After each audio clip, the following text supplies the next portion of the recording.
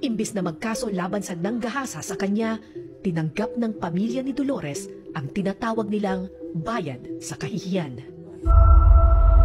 Binayaran kayo? Oo, na isang kabayo tapos 6,000 na.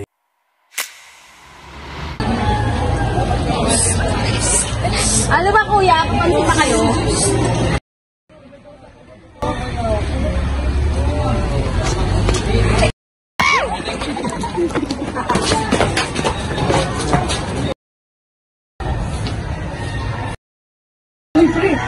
Baka mawali pa tayo dito.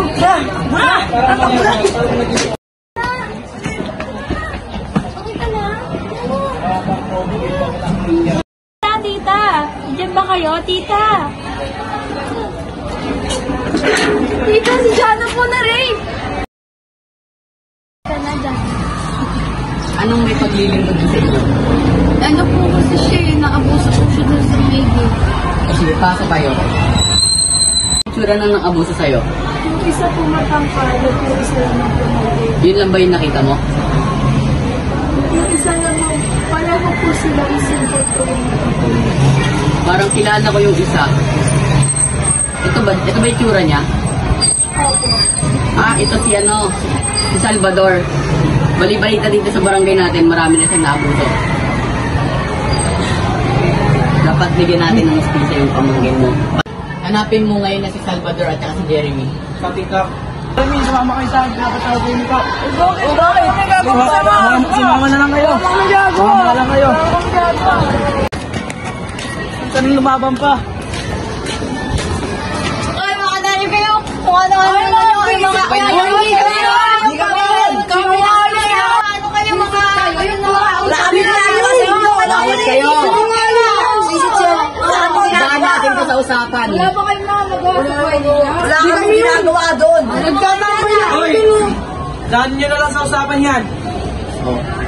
Nasa mayamang pamilya sila. Hindi natin sila mapapakulong. Makakalaya din sila. Papayag ba kayo na bayaran yung katahimikan?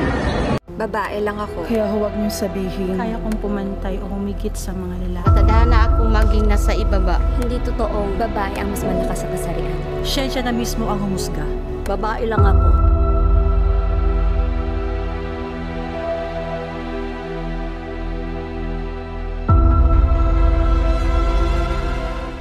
Pagtataguyod ang karapatan ng kababaihan.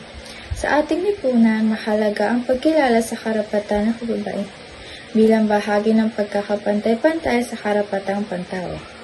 Hindi lamang usapin ng kasarian ang dapat bigyang pansin, kundi ang pantay na oportunidad, kalayaan mula sa diskriminasyon at proteksyon laban sa anumang uri ng karahasan. Ang kababaihan ay may pantay na karapatan sa edukasyon, trabaho at kalayaan wala sa diskriminasyon at karahasan.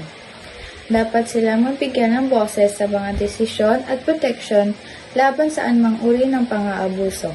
Bilang isang lipunan, tungkulin nating suportahan ang mga batas at programa na nagsusulong ng pantay na oportunidad para sa lahat. Sama-sama nating ipaglaban ang pagkakapantay-pantay ng kasarian.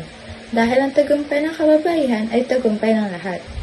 Ang layunin ng advokasyon na ito ay magbigay diin sa kahalagahan ng pagkakapantay-pantay ng kasarian at proteksyon sa karapatan ng kababaihan sa bawat aspeto ng buhay.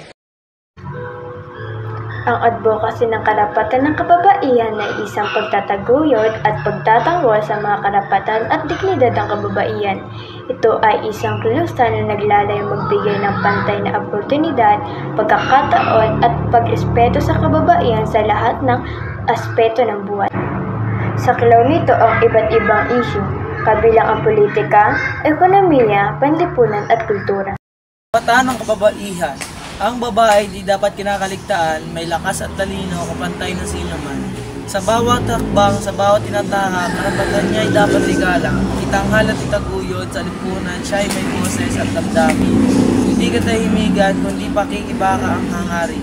Sa tahanan ng trabaho, pantay na karapatan, hindi dapat ikulong sa tradisyong makaluma at luma. Ang katawan niya ay pag-aari niya lamang. Karapatan sa sariling desisyon dapat kilalanin ng alam. Sa mundo ng pag-ibig, trabaho at ligaya, pantay ang laban sa kanya ay nararapat ang hustisya.